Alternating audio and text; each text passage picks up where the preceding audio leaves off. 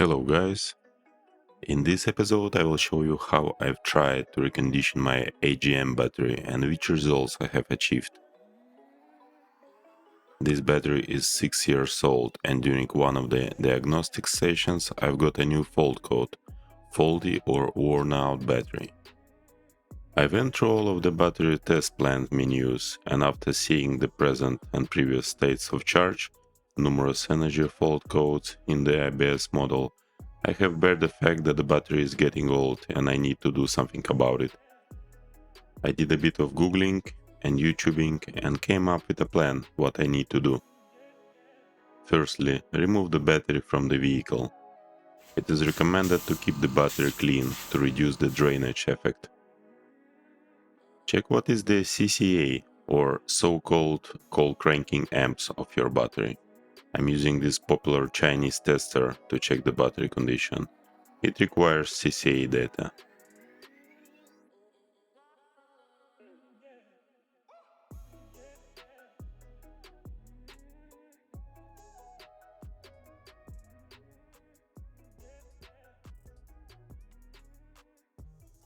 Results show that the battery is still somehow good. Voltage is 12.5 volts, which represents around 80% capacity, but the battery already lost about 200 CCA and has an increased resistance of 3.19 ohms. This means that the charge is being held not effectively and there is a lack of liquid inside, which increases the resistance. So let's open up the battery and take a look inside.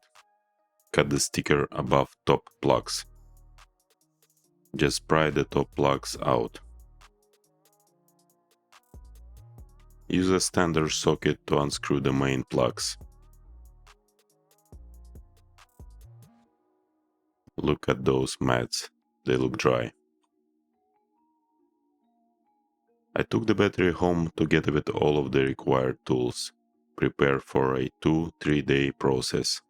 First step is to add distilled water.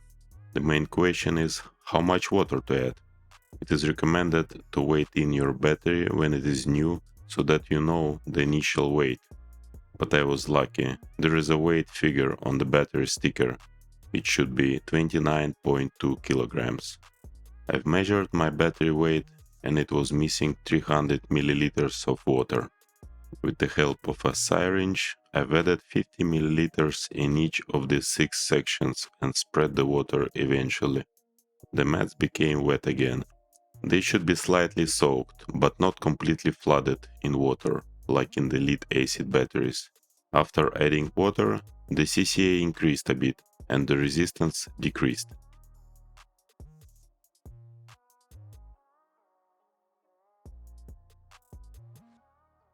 Now close the plugs with the hand. Don't use the ratchet, otherwise it is easy to damage the plastic thread. Now the other steps will allow the freshly added water to properly blend inside the battery. For the second step, we need to charge the battery with super low amps, something like 1 or 2 amps. For this purpose, I've bought this cheap 2 amp charger. Charging process will take numerous hours. When the battery will be fully charged, disconnect the charger. In the third step, we need to charge the battery using 15.8 volts to desulfate the battery and increase gassing. Ideally, it is nice to have an adjustable charger for this job, so you could adjust the amps and the voltage as required. I will use my CTEC25 Pro charger for this step. It has a reconditioning mode where the battery will be desulfated and gassed with 15.8 volts in few of the steps. In the fourth step, we need to discharge the battery. I have attached few halogen low beam light bulbs. The battery should be discharged to 11.8 volts. Check that the mats would be still soaked, otherwise add some water. And for the last step, fully charge the battery once again with the low amp charger. During charging in all steps, it is advisable to tilt the battery for better blending. So, after 2 days of labor, the battery got its second life. CCA improved, resistance decreased, voltage grew to 12.8 volts.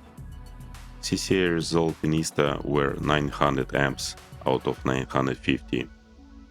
In theory, I could add some more water and repeat the whole process to improve the results, but there was no time for that.